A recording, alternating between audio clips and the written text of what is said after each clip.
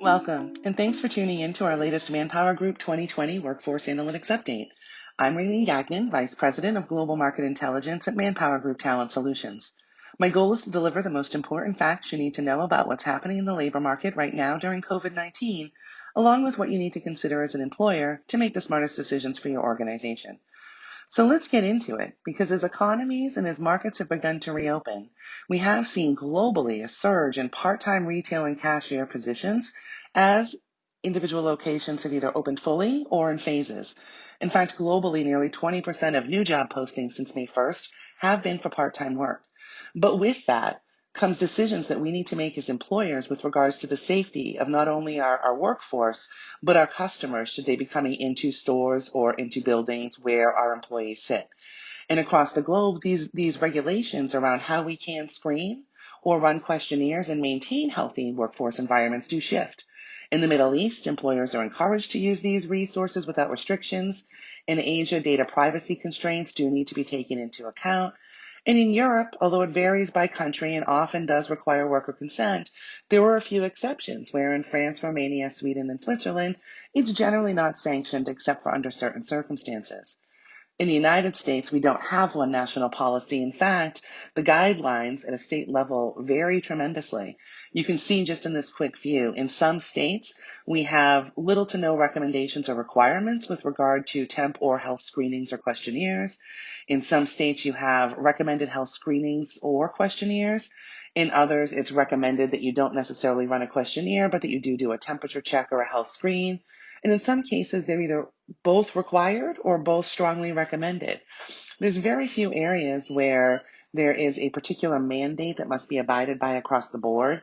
In fact, it's usually dependent upon how closely in contact the workforce will come with the customers in the market, or how closely your workforce needs to work within their own operations and daily activities.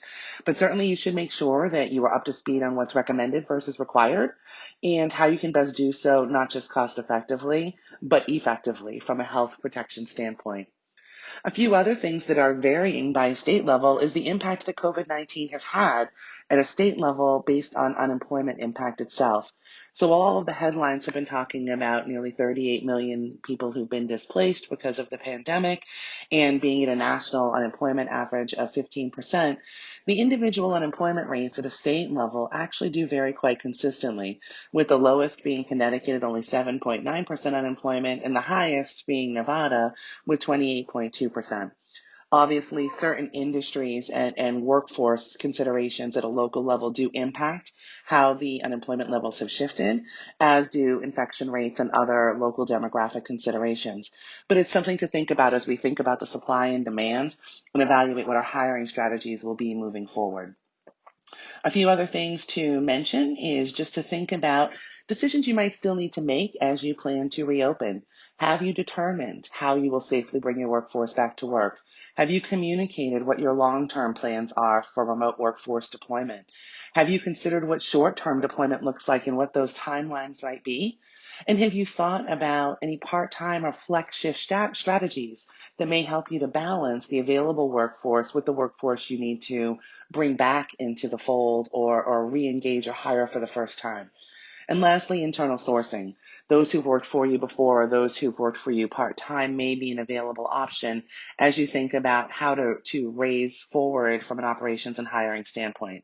So there's quite a few things to bear in mind, and our team continues to monitor the market and workforce trends daily. I'll come back to you next week with the latest, so stay tuned. Thanks and stay healthy.